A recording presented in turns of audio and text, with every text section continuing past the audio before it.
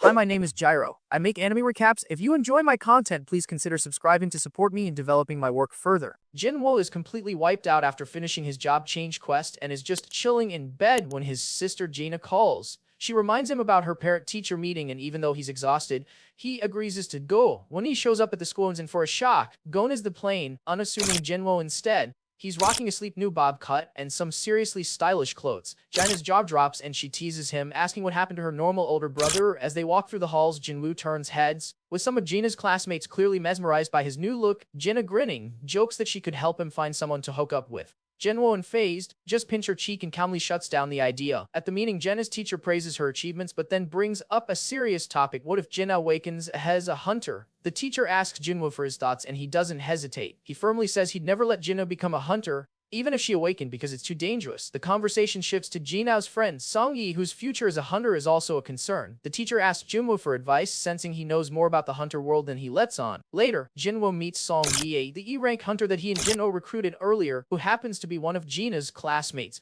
When Song-yi realizes Jinwoo's brother, she tells him she has no plans to quit being a hunter, despite their earlier conversation. Jinwoo nods, respecting her determination, and asks her to come with him somewhere. Meanwhile, Hwang Dong-soo arrives in Korea from the US and is greeted at the airport by Woo Jinchul from the Hunter Association. Hwang's not impressed, making snarky comments about Korea being old-fashioned and acting surprised that someone like Jinchul would personally welcome him. Jinchul, keeping his cool, asks how long Hwang plans to stay. Hwang casually says he doesn't care much for Korea and reveals his real goal: to find Jinwoo and Jinho, not just to track them down, but to kill them in a dungeon. He plans to take out the E-rank first, then the D-rank. He taunts Jinchul, asking if a scrub like him plans to stop him. Jinchul, unfazed, simply says he's just doing his job. Over at the Hunters Guild headquarters, Choi Jong-in updates Gobert and Hee about their third raid on Jeju Island, which Choi led. He drops a bombshell: the ants they fought have started growing wings. Go is visibly alarmed, realizing how dangerous that evolution could be. Choi tries to reassure him, saying the ants can only fly short distances for now, but warns that could change. Go tells Choi he'll look into it immediately. Back to Jinwoo, he and Song-yi arrive at a C-rank gate where they meet An and Hyun. Jinwoo had called in a favor for Man, so they're allowed to join a mission organized by the White Tiger Guild. The mission is meant to help new hunters practice, and Jinwoo belongs to show her how tough hunter life can be. They're introduced to Kim Cole, an A-rank tanker from the White Tiger Guild, who is immediately annoyed by the presence of two E-rank hunters. He thinks they'll just slow the team down. But things take a dark turn when Jinwoo notices the gate starting to transform into a red gate. He grabs Song-yi's hand and tries to escape, but the gate seals shut before they can get out. Jinwoo shouts to An and the others outside, telling them to alert the primary raid team immediately. An contacts Baek Yoonho, the White Tiger Guild master, who's shocked to hear a C-rank gate has turned red. Baek promises to come right away. Inside the red gate, the team finds themselves in a completely different world, a snowy forested landscape that's eerily quiet. Kim Chul explains the situation. They're trapped in a red gate, which is far more dangerous than a regular gate. They'll have to defeat the dungeon boss to escape. Song-yi, confused, asks Jinwoo what a red gate is, and he explains it cuts off all contact with the outside world and forces hunters to clear the dungeon to survive. As Jinwoo was explaining, two ice arrows shoot out from the forest. One kills a C-rank hunter instantly, while the other Jinwoo catches it midair, saving Song-yi's life. Park Hee-jin, a B-rank hunter, notices Jinwoo's incredible reflexes and starts to wonder if he's really just an E-rank. The group spots two ice elves in the trees, who mock them before retreating. Jinwoo, annoyed, snaps the arrow in his hand. Song-yi, shaken, asks Jinwoo about the attackers, and he explains they're ice elves, known for being cruel and sadistic. Kim Chul takes charge, explaining that their support from outside is cut off and the dungeon boss is likely B-rank or higher. He splits the team into two groups, the stronger hunters with him and the weaker ones left to fend for themselves. All A-rank and B-rank hunters join Kim's team, but when a C-rank hunter asks to join, Kim refuses, saying only A and B ranks can come. He explains that one day inside the red gate equals 1 hour outside, meaning they could be stuck for months. He tells the weaker group to just survive until his team defeats the boss. Park Hee-jin surprises everyone by volunteering to join the weaker team. Kim allows it, figuring she has her reasons. Before they split up, Hee-jin quietly asks Jinwoo if he's really an E-rank. Noting that Kim didn't even see the ice arrow earlier, the two groups head in opposite directions, with Kim leading his team toward the clearing and Jinwoo guiding his team into the forest. Both leaders wish each other luck before parting ways. Kim Chul's group runs into some serious trouble inside the red gate. As they're trudging through the icy Westland, they get ambushed by a bunch of ice elves. The attack is crazy fast and brutal. Several hunters are taken out almost instantly. Kim Chul, despite being an A-rank hunter, he totally panics. Instead of stepping up as a leader, he bails on his team to save his own skin. Meanwhile, Jinwoo's group is holding it together thanks to his quick thinking and growing power. He pulls out warm clothes and supplies from his inventory to help his team survive the freezing cold. Knowing more danger is coming, he summons his shadow soldiers to keep watch. Sure enough, a pack of ice bears shows up and attacks. The shadow soldiers jump into action, but things get dicey when the ice bear leader shows up. Jinwoo doesn't hesitate. He calls Igris his top-tier shadow warrior. The fight is intense, but Igris takes down the ice bear leader like a boss, proving just how much Jinwoo's powers have leveled up. Just when it seems like they might catch a break, the leader of the Ice Elves, Barca, shows up. His arrival is straight up ominous, and it's clear he's way more dangerous than anything they've faced so far. And now things are really heating up. Meanwhile, outside the gate, only 3 hours have passed. Huang Dongsu is getting impatient. He's itching for a showdown with Jinwoo but is stuck waiting. When he realizes Jinwoo has ties to manager An, he shifts his frustration to him, ready to attack. But before he can do any real damage, Bak Yuno steps in, unleashing his claws. Sparks fly as the two S-rank hunters clash, shaking the air with every strike. Back inside the icy wasteland of the Red Gate, Kim Chul is losing his mind. Wandering alone, overwhelmed by fear, he stumbles upon the slaughtered ice bears and panics, convinced that the dreaded ice elves are nearby. Outside, Wu Jinchul arrives just in time to break up the fight between Huan and Yunoho. Wang is still furious but backs off when Wu reminds him that Jinwoo was officially ranked as an E-rank hunter. Not convinced, he shifts his suspicion toward Yu Jinho, but realizing he has no solid proof, then he leaves for now. Meanwhile, inside the gate, the low-rank hunters are gathered around a fire, enjoying a much-needed meal. But their peace is short-lived when Kim Cole shows up. Seeing them alive while his comrade's Parish sends him into a rage. He lashes out, demanding answers and even threatens them with his sword. Just when things are about to escalate, Jinwoo appears from the shadows and takes him down with a single strike. But Jinwoo has bigger problems. He senses the presence of invisible enemies. The Ice Elf leader finally reveals himself, speaking in his native language. The real shock is that Jinwoo understands him and even responds in the same tongue, much to his own surprise.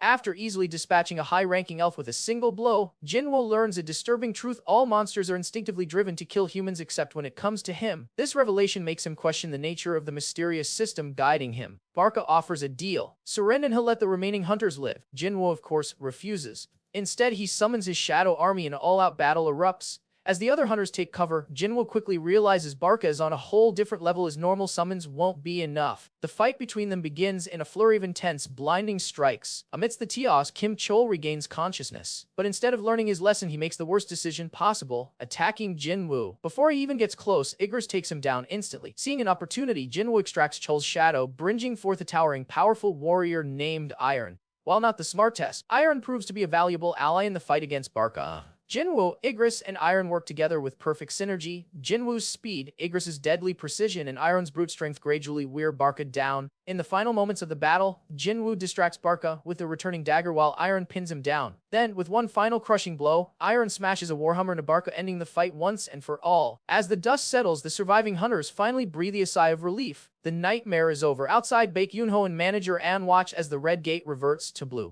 But to their surprise, it's not Kim Chul who steps out, it's Jinwoo and the other low-rank hunters. An isn't the least bit shocked. He knew Jinwoo would make it out alive. Yoonho, on the other hand, has to come to terms with the reality of Kim Chul's death. Wanting answers, Yoonho confronts Jinwoo, but Jinwoo calmly turns the tables on him, pointing out that he should be grateful for the lives that were saved. Realizing he was out of line, Yoonho apologizes. As Jinwoo walks off with Son Yi, Yoonho tells An to do whatever it takes to recruit him. On his way home, Jinwoo reflects on everything that happened inside the gate. Barca's weapon is a nice reward, but it doesn't take away the weight of killing a human, something he's now done 3 times. But there's no time to dawning arrives and Yu Jinho shows up in fresh, shiny armor, ready for their next adventure. To his surprise, Song Yi is joining them too, and just like that, another eventful day begins. Okay, let's back to our story when Jinwoo and Jinho completing the 19th and final raid needed for Jinho to be a guildmaster. Yu Jinho is in shock as he sees Sung Jinwoo's shadow army for the first time. The shadow soldiers work efficiently in their latest raid, slaying magic beasts and even harvesting the dungeon's essence stones for them. Jinho is briefly convinced that he's been replaced, but after the raid and subsequent mining of mana crystals, Jinwoo and Jinho celebrate the completion of the guild raid requirements with beer. Jinho still has to complete a written exam and convince his father to let him take over their family's guild, but he's close to his goal. Jinho tells Jinwoo about how his older brother of 10 years came to dislike him and never spent time with him, so he wishes Jinwoo was his older brother. Jinwoo smiles and says kindly that, starting today, he considers Jinho his younger brother, which makes him shed a few tears of joy. Elsewhere, in another dark dungeon, an unknown man on a wrecked ship-like dungeon advancing on an English-speaking man in full armor. The English-speaking man is terrified as it's clear that the unknown man took out his allies. he can tell that they have a language barrier, so he tells James in English that he's human and wants to go home. He is taken into custody by the Americans, who call upon S-rank hunter Hwang Dong-soo fresh from his Korea trip to talk to him in case he's dangerous. The strange man claims to have been trapped in a gate over 10 years ago, emerging from a gate that appeared in the United States. Since he emerged from a gate, there's no way of knowing if he's some kind of human-shaped monster. When Hwang Dong-soo arrives, he comes with his characteristic arrogance and the strange man's cryptic musings about how little humanity actually knows about the gates. The dungeons and the magical energy that now permeates the world only make him bolder. This man is revealed to be none other than Sung Il-won, the father of Sung Jinwoo and Jina, who went missing around 10 years. Il-won claims that his goal is to prevent a disaster from happening, one that not even all the hunters in the world would be able to thwart. Dong-soo rids Il-won's file and learns that he's Jinwoo's father, unleashing a murderous aura as he tells the talking magic beast that he should meet Jinwoo, of whom he believes is already dead, in hell. Jinwoo gets ready to leave for a week-long trip to the Demon King's castle. His sister, Jina, comments that he's been busy lately. Jinwoo has the elixir of life on his mind and wants to gather its required ingredients to cure his mother from her strange illness. Entering the castle, Jinwoo is shocked when the system assigns him a quest to kill 10,000 magic beasts. Determined to save his mom, he accepts. As Jinwoo clears the castle's floors, he gains levels while progressing up the tower. He summons a shadow ice bear and names it Tank to help speed up travel. Reaching the 50th floor, Jinwoo confronts avaricious Vulcan, a gigantic orc demon who is faster than he looks and severely outmatches Jinwoo in terms of strength. The battle against Vulcan is short but really exciting for how dynamic the animation is in this scene. Jinwoo's confidence has grown, and the way he deals with Vulcan's immense speed and strength shows how used to dangerous situations he has become. His dramatic finisher on Vulcan earns him several new pieces of gear and various rare items. When Jinwoo's army advances onto the next boss, Metis, Guide of Souls territory, he drops a solid Vegeta reference when he asks if the undead can experience fear. After putting in a solid shift, Jinwoo only has one more ingredient to hunt down before he can make the holy water. Jinwoo eventually runs out of time and supplies on the 75th floor. The journey proves valuable, with significant level gains, another secret dungeon key, and 2 of the 3 components for the elixir of life now in his possession. Opting to head back home for now, not knowing just how much commotion awaits. When we cut back to Il-won and Dong-soo, we're met with the scene of firefighters rushing to douse the blazing fires around what used to be the building where Il-won was being held, with the Dong-soo sprawled in the wreckage. The lack of damage to the immediate surroundings led the workers to a terrifying thought. Hwang Dong-soo was defeated in a mere instant, before the catastrophic damage that comes with the battle between 2 S-rank hunters. While planning for his next visit to the Demon Castle, Jinwoo comes to make a dramatic decision that will have massive consequences for the very delicate balance struck between the 5 major hunter guilds in Korea. He decides it is time for him to get his rank reassessed. And just like when Jinwoo did it in Season 1,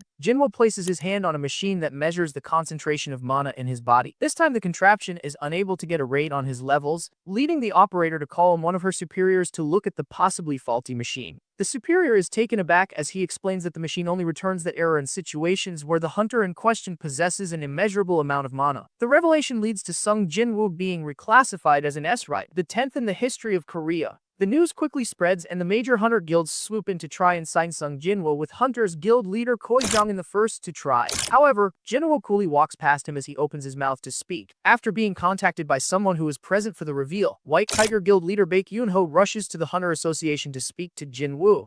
When Jinwoo goes to the hospital to visit his mother, he runs into Woo Jinchul from the Hunter Association, who tells him that the chairman would like to have a word with him. Gunny explains to Jinwoo that they are currently on the cusp of collapsing the balance that has been established between Korea's top 5 guilds. The nation's greatest advocates right now are not the government but the hunters who protect people from magic beasts. The core of this is the 5 largest guilds. It's like 5 great dinosaurs maintaining a delicate stalemate against each other. But if Jin would join any of them, the balance would collapse. The Hunter Association is vital to the nation as a deterrent to them. A 6th power, Gunny wishes for Jinwoo to join the association, but the chairman is shocked when he hears that Jinwoo has no intention of joining any guild. The deal that Gunhee wants to give Jinwoo is incredibly sweet, guaranteeing a key role within the association and career prospects. Knowing that Jinwoo has been paying for his sister's education and his mother's medical expenses, the chairman plays a good hand in trying to bring Jinwoo on board. But he refuses. The chairman thinks that it's all about money, but Jinwoo is more motivated by the fighting itself. A job in the association would take him away from the battlefield, which he belongs to,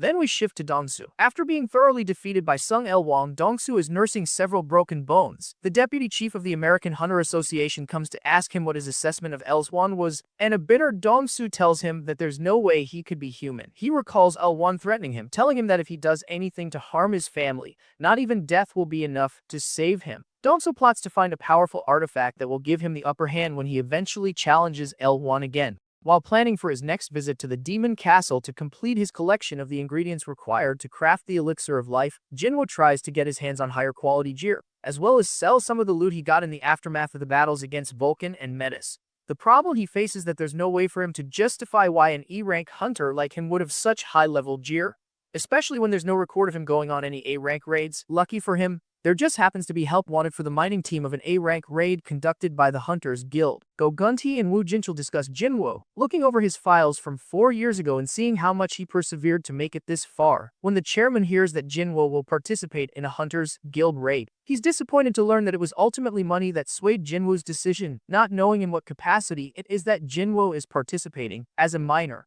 The power of Choi Jong-in's strike team is made abundantly clear as he clears scores of enemies with his powerful fire magic, making it possible for his team to make it through even an A-rank gate unscathed. When the strike team emerges from the gate, Chae Hae-in had very nearly noticed Jinwoo's powerful presence, showing that her reputation as a powerful hunter is not misguided. Then Jinwoo and the other miners enter to harvest materials. During their lunch break, the workers leave the gate, giving Jinwoo the perfect opportunity to have a look at the boss room. He knows he shouldn't beat the dungeon boss because that will bring attention to him that he's been adamant he doesn't want, but he can't help himself. The boss in this dungeon is even stronger than Metis. Just as he's about to enter, Chae-hin appears. As Chae-hin catches Jinwoo standing in front of the Dungeon King's gate, she immediately questions his presence there. Realizing his recklessness, Jinwoo awkwardly responded he got lost and ended up in this place. He knows now that the rumors about her were not exaggerated. She was so stealthy that he hadn't even noticed her presence until she spoke. Chae Hae-in is startled when the weapon in Jinwoo's hand suddenly vanishes. When he walks past her, ready to leave. In a cinematic moment, Chae Hae-in experiences a strange sensation. She stops him, leans in, and takes a whiff of his scent. To her surprise, he doesn't carry the usual full odor of other hunters. Instead, he smells pleasant. Suspicious, she asks if he is truly a hunter, confirming that he is ranked as an E rank. She then steps back and warns him to be careful on his way out, as this dungeon is extremely dangerous. Jinwoo returns to the mana excavation team, where his colleagues envy his encounter with Chae. One of them mentions that she dislikes the smell of other hunters and always covers her nose with a handkerchief. This makes Jinwoo question why she found his scent different. Could it be because he is a player? After completing the excavation, Jinwoo receives his payment. The team manager thanks him for his hard work, noting that his efforts significantly sped up their progress. Impressed by his efficiency, the manager offers him a permanent position with higher pay. Initially, Jinwoo declines, but upon learning that there will be 2 raids the next day, one ranked A rank and the other C rank, he reconsiders. The team needs his help with excavation work and he agrees to join them. Meanwhile, Chae Hae-in hires someone to gather information on Jinwoo. However, the investigator reports that no data is available on him and the Hunters Association is keeping his file confidential. This is highly unusual, considering Jinwoo is not a high-ranking hunter. Lying on her bed, Chae Hae-in ponders Jinwoo's odd behavior inside the dungeon and wonders why the association is hiding information about him. She has met countless hunters before, yet he is the only one who has ever smelled pleasant. The following day, Jinwoo arrives at the dungeon site and is taken aback by the warm welcome from the excavation team. The moment reminds him of the past, flashing back to a similar scene from the first season, evoking a sense of nostalgia. As usual, the team is amazed by his precise and efficient work in breaking down the ores. Suddenly, Sung Ki-hoon, the leader of the strike squad, arrives. He requests to borrow one member from the mining team, as their designated equipment carrier has not shown up. Since accompanying the strike squad is dangerous, he offers additional compensation. However, fear grips the excavation team and a ranked dungeon is far too perilous for them. Just as hesitation lingers in the air, Jinwoo unexpectedly raises his hand and volunteers to carry the equipment. The strike squad consists of 6 A-class and 3 B-class hunters. Inside the dungeon, a female hunter reassures Jinwoo that he is safe as long as he doesn't flee. Monsters typically attack those who run. Their leader, Sung Ki-hoon, is on the verge of becoming an official guild master, making him all the more determined to complete this raid successfully. Suddenly, Ki-hoon senses an overwhelming presence, and without any verbal communication, the team instinctively assumes battle formation. A pack of dungeon foxes emerges, and the squad demonstrates incredible coordination and combat prowess, eliminating them with ease. However, Jinwoo finds it odd. Why are C-rank fox monsters in an A-rank dungeon? Observing the foxes closely, he notices colors around their necks. His sharp instincts tell him that these creatures belong to someone, possibly being used as hunting hounds. Before he can analyze further, monstrous orcs make their entrance. One of the orcs attacks with a massive spear, shattering Sung Ki-hoon's shield upon impact. A fierce battle erupts between the squad and the orcs. Initially, the strike team holds its ground, but as the fight drags on, the difference in strength becomes apparent. The orcs' tough bodies and sheer numbers gradually overwhelm them. When a B-class fighter gets injured, a healer rushes to aid him. However, just as she starts healing, an orc sneaks up behind her, accepting her imminent demise. She closes her eyes, bracing for the end. But then in an instant, the orc is lifted into the air, choking as if being strangled by an unseen force. It's Jinwoo. He dispatches the orc effortlessly in a blink. Without drawing attention, Jinwoo subtly assists the strike team by weakening enemies, ensuring they remain unaware of his interventions. After the battle, some members of the squad noticed an unusual shift in the orcs' movements. Their attacks had suddenly slowed at times, as if something had been interfering with them. One observant member realizes that Jinwoo was the one responsible. She caught a glimpse of him using stealth magic. Instead of exposing him, she decides to keep it to herself, understanding that he had helped them for a reason. After careful consideration, Ki-hoon decides that it is best to retreat temporarily. They need more healers and at least 3 additional magic users to proceed safely. However, as they reach the dungeon gate, they are met an alarming sight. A powerful barrier prevents their exit. Those who attempt to break the barrier are struck with an ominous force, filling them with sheer terror. As they turn around, their worst fears are realized. A massive army of orcs awaits them in the darkness. Ki-hoon quickly understands that if they fight now, they will all perish. Suddenly, one of the orcs steps forward, possessed by a powerful presence. Speaking through the orc's body, a deep and commanding voice echoes through the dungeon. The figure introduces himself as Kargalgan and states that he wishes to meet them. When Ki-hoon asks if he is the one responsible for sealing the dungeon, Kargalgan confirms it. Ki-hoon then asks if there is anyone stronger than him within the dungeon. Enraged by the question, Kargalgan gives them 2 grim choices: die at the hands of his soldiers now or enter his domain. With no viable option, Sung Ki-hoon chooses the latter. He secretly instructs Jinwoo that when the battle begins, he must escape and alert the main strike team outside for reinforcement. The team's healer, sensing impending doom, hands Jinwoo a final request: to deliver her last words to her family. She pleads with him to survive. As despair spreads among the team, Jinwoo is reminded of the nightmare of the Double Dungeon Massacre. Outside the dungeon, Chae searches for Jinwoo and is stunned to learn that he is merely serving as an equipment carrier inside the raid. Meanwhile, a cinematic shot reveals the orc armies marching inside a colossal fortress. The atmosphere is drenched in dread as the strike team stands paralyzed with fear. Seated on his throne, the great orc warlord welcomes them to their doom. Kargalgan belittles the hunters, referring to them as mere toys and orchestrating their suffering for his amusement. That feeling of worthlessness amplifies when they feel the power of Kargalgan. Kargalgan says they are nothing more than toys for them to break, which drives home just how dire the situation is. Ki-hoon, determined to protect his team, rushes in headfirst, determined to lead the battle even though it seems hopeless. He is unsurprisingly tossed around like a rag doll, forcing Jinwoo to make a choice, otherwise the group will all die. As despair looms over the hunters, Jinwoo steps forward to confront Kargalgan. Recognizing the dire situation, he decides to reveal his true strength, a move that risks exposing his concealed abilities. He summons his shadow soul, commanding them to rise with the word "Arise." These soldiers, emanating a pale blue light, emerge from his shadow, ready to battle the High Orc army. Kargalgan mocks Jinwoo's shadow army, underestimating their power. In response, Jinwoo unveils a new skill that enhances his soldiers' capabilities, initiating a fierce battle between his shadow army and Kargalgan's forces. The clash is intense, showcasing Jinwoo's strategic prowess and the strength of his summoned allies. The clash between Jinwoo's shadow army and Kargalgan's high orcs is incredible. The animation is so fluid and brings the action to life, but the real battle is between Jinwoo and Kargalgan, and Kargalgan begins attacking Jinwoo, but the attack has no effect on him as Jinwoo is immune to poison. Jinwoo then uses his magic shadows to destroy Kargalgan's armor. In response, Kargalgan transforms into a giant and starts wreaking havoc, destroying everything around him. However, Jinwoo uses his speed to evade Kargalgan's fire attacks and strikes him in the eye. Enraged, Kargalgan turns the area into hell. Jinwoo manages to bind Kargalgan and brings him crashing down. The hunter Cha-hee and the surveillance team arrive just in time to watch Jinwoo go all out on Kargalgan. It makes it impossible for him to hide his true strength anymore. Jinwoo transforms Kargalgan into a shadow and names him Tusk. He is surprised to discover that the manager was watching him. The Hunters Guild team decides to keep this a secret and takes Jinwoo away. Cha-hee appears very confused and shy. The next day, we see a mysterious man in a car. I wonder who he is and what his purpose is. The episode starts with a large group of media waiting outside the Hunters Association headquarters. The assumption is that they are somehow there for Jinwoo, but in reality they are there to see famous actor Lee Min-sung, who is set to make an announcement. The revelation that he is an A-rank hunter is massive news for the rest of Korea, or at least it is supposed to be. Min-sung's plan is to spend the next 2 years as an A-rank hunter so that people can forget his scandals, and then people will love him again as a hunter who defend people's lives. But Jinwoo's arrival throws off Min-sung's big announcement when the association steps in to bring Jinwoo inside for his reassessment. Inside the headquarters, we see Baek Yoonho and Choi Jong-in. They are waiting for Jinwoo's test results. The reassessment itself is relatively simple. Jinwoo shows his ability to summon a shadow army, which leaves everyone in a state of astonishment and terror from Jinwoo's magical power. Even the manager of the Hunters Guild himself is surprised when Jinwoo says that he can summon 100 more. After a short while, Jinwoo receives his new card, which has an S rating. 2 of the top guilds try to recruit him, but in typical Jinwoo fashion, he is only concerned with getting out of there. When he leaves the building, he is surprised by the huge number of journalists and cameras. Yes, he is the 10th hunter in the history of Korea who ranked S. We see the surprised faces of everyone who knows Jinwoo, his sister, Chae, and even the healer who saved him hundreds of times from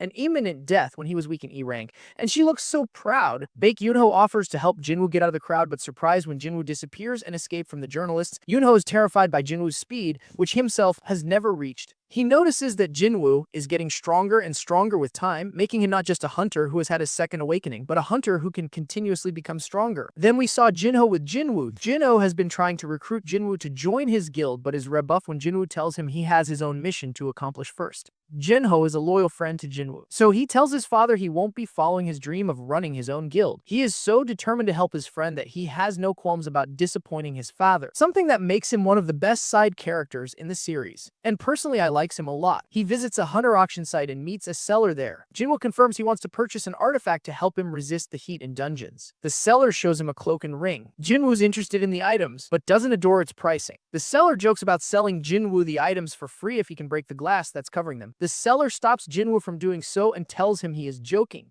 Then, another seller offers to help Jinwoo find a weapon. The seller shows Jinwoo a weapon and Jinwoo doesn't like the price of this one either. Jinwoo realizes the weapons he purchases from the player log shop are more expensive. Then Jinwoo returns home and tells Jinna he'll be away for a week. After seconds, Jinho arrives and Jinwoo introduces Jinho to Gina, saying he'll be working with Jinho for a week from tomorrow. Later, Jinwoo summons some of his high orc shadows. Jinwoo entrusts 2 high orcs to Jinna. He wants them to protect her while he's away. Then he heads to the rooftop and summons more shadow soldiers. He orders them to patrol the area. On the next day, Jinho drops Jinwoo off at Deezing Tower. Jinwoo tells Jinho that he'll be training for a while. Then Jinwoo arrives at the Demon's Castle dungeon. He equips several accessories, learns about his new tasks, and teleports to the 76th floor. Then we saw Jinho's father passes out at his home with no reason. Jinwoo encounters a large demon on the 76th floor. He summons a high orc shadow named Kiba and gives him an item called Sphere of Avarice. With the sphere, Kiba destroys the demon. At a hospital, Mingen's wife tells Myungen that he collapsed from overwork. Then, Mingen's doctor arrives. Mingen's doctor tells Myungen that he possibly has eternal slumber disease. Yes, the same disease that Jinwoo's mother suffers from. After 2 hunters encounter a bug like Magic Beast, we return to following Jinwoo. Jinwoo confirms he's reached the 80th floor. Jinwoo explains he split his shadow army into 4 groups. He learns the first group is in trouble and investigates. Jinwoo encounters the Demon Knight who gave his first group trouble and fights them. After Jinwoo defeats 3 of the 4 Demon Knights easily, he approaches the 4th one and asks him if magic beasts can feel fear. Jinwoo fighting a female Demon Knight. Before Jinwoo kills her, he hears a female voice. The Night Girl surrenders. He removes her helmet and shocked, a pretty hot demon girl shows up. She apologizes and asks for forgiveness for her life. Jinwoo is confused and walks away. The Knight attempts to harm Jinwoo, but Tusk prevents the woman from harming Jinwoo when her attempt failed again. She apologizes again so that he can forgive her. Yes, she is so stupid, to be honest. Jinwoo and the Knight make a deal. The Knight says she will get Jinwoo the floor entry permit, but he must spare her life. Jinwoo accepts the Knight's offer and she tags along with Jinwoo.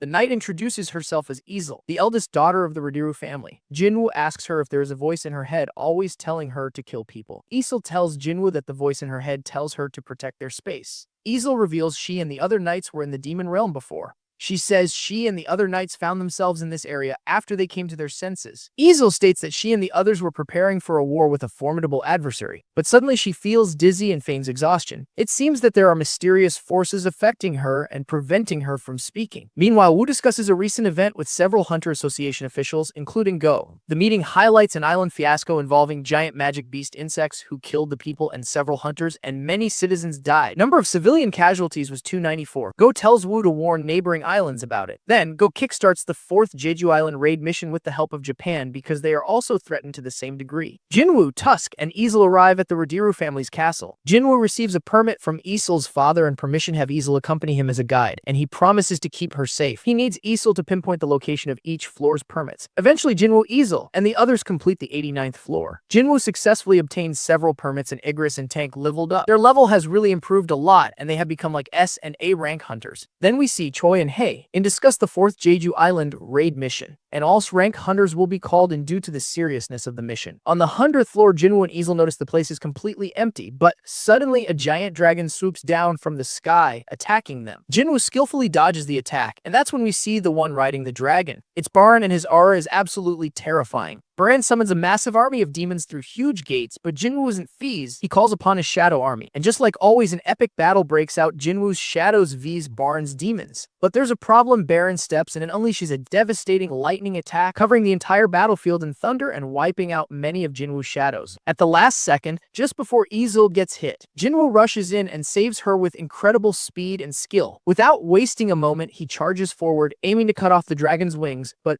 Baran reacts just in time, blocking him effortlessly and throwing him back with a powerful blow. Jinwoo barely dodges, but he quickly gives orders to Tusk and Igris. Tusk counters the lightning with his fire, and Igris lands a clean strike, decapitating the dragon. And now, it's time for the long-awaited showdown. Jinwoo against Baran. First, we see Hanakawa and Draw Swords Guildmaster Goto Ryuji meet with Go Woo and several Hunter Association officials. Hanakawa shares what her guild discovered about the insect magic beasts. Goto says he will be dispatched to the Jeju Island raid mission. He promises to lure out the other ants while the others kill the queen ant, and Go accept that plan. Jinwoo, Tusk, and Igris charge at Baran, but he knocks them all back like it's nothing. Yeah, Baran is on a whole different level. He pins Jinwoo down, ready to finish him off, but right before the final blow, Tusk jumps in and blocks the attack. Jinwoo doesn't waste the chance, and he breaks free. But there's a problem. His mana is completely drained. From this point on, it's a one-on-one fight. And man, what a fight. It's fast, intense, and absolutely insane. Baran is overpowering Jinwoo, sending his weapons flying. Just when it looks like it's over, Baran lunges at him for the final strike. But Jinwoo manages to stop him at the last second. Then Baran pulls his trump card, a massive lightning blast from his mouth, aiming to end Jinwoo once and for all. But at the last moment, Easel distracts him. Jinwoo doesn't hesitate.